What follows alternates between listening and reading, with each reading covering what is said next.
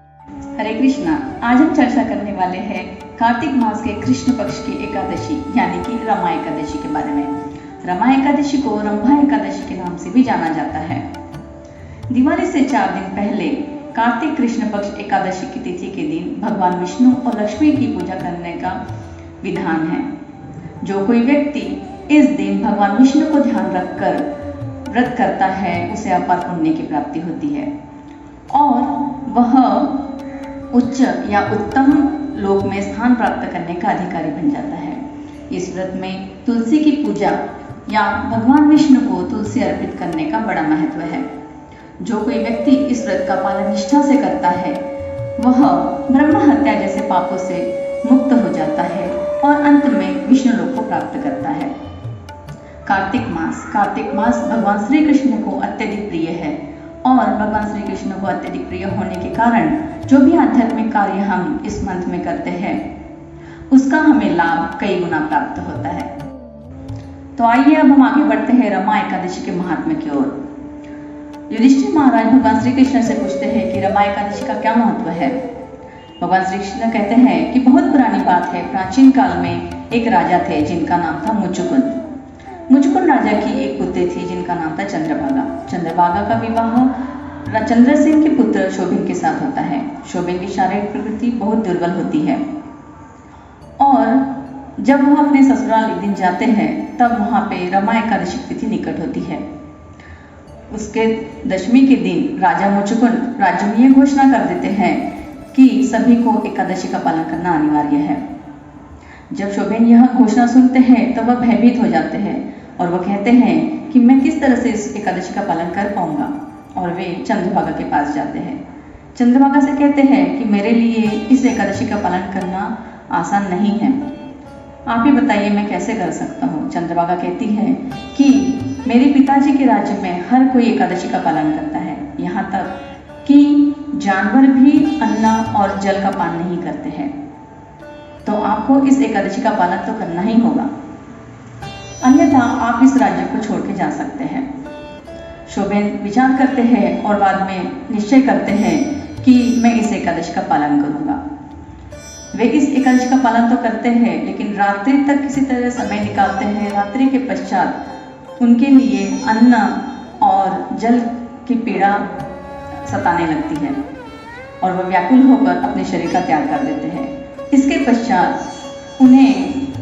मृत्यु के पश्चात उन्हें एक राज्य प्राप्त होता है मंदराचल पर्वत पर। मंदराचल पर्वत पर एक महल होता है जो कि बहुत ही रत्न और मणियों से शोभायमान होता है। उस राज्य में बहुत सारे नौकर चाकर होते हैं, बहुत ही ऐश्वर्य होता है, लेकिन ये राज्य अस्थिर होता है। एक बार की बात है कि मुचुकुंद राजा के राज्य से एक ब्राह्मण जिनका नाम सोम होता है वह मंदराचल पर्वत पर तीर्थ भ्रमण करते हुए पहुंचते हैं। वहां पर जब ये शोभिन को देखते हैं तो उन्हें देखकर पहचान जाते हैं कि ये राजा मुचुकुंद के जमाई हैं और चंद्रभागा के पति हैं। उसी तरह शोभिन भी ब्राह्मण को देखकर समझ जाते हैं कि ये राजा मुचुकुंद के राज्य से आए हुए हैं। वह उस ब्राह्मण को संपूर्ण वृत्तांत सुनाते हैं कि मुझे ये पर्वत पर ये राज्य तो प्राप्त हुआ है लेकिन ये राज्य अस्थिर है। सोम ब्राह्मण कहते हैं कि हमें इसे स्थिर करने के लिए कुछ तो करना ही होगा। वह जब लौटकर चंद्रभागा के पास जाते हैं तो उन्हें संपूर्ण वृत्तांत सुनाते हैं और कहते हैं कि मैं आपके पति शोभिन से मिलकर आया हूँ। वे सुनकर बहुत प्रसन्न हो जाती है और उनसे पूछने लगती है कि वो कहाँ हैं। जब ब्राह्मण सोम बताते हैं कि मंदराचल पर्वत पर उनका एक राज्य है जो कि बहुत ही ऐश्वर्य, जहाँ पे बहुत ही ऐश्वर्य है, लेकिन वो राज्य अस्थिर है। उस राज्य को स्थिर करने के लिए बहुत पुण्य की जरूरत है।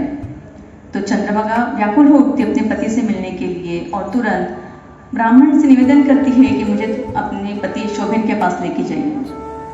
जब ब्राह्मण चंद्रभागा को शोभिन के पास लेके जाते हैं तो शोभिन उन्हें चंद्रभागा को अपनी बाई ओर बिठा लेते हैं। बाई ओर बैठते हुए वो कहती है कि मैंने अपनी 8 वर्ष की उम्र से एकादशी का पालन किया है।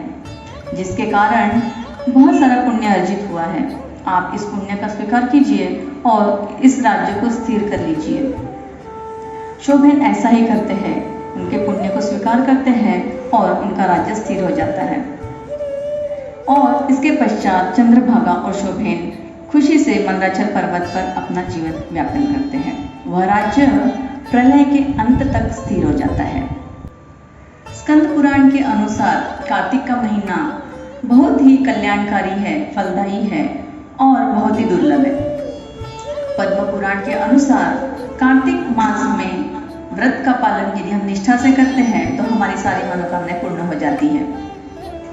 तो आइए हम इस रमा एकादशी का निष्ठा से पालन करें, भगवान के नाम का जप करें, कथा श्रवण करें, कीर्तन करें और अपने मानव जीवन को सफल बनाएं।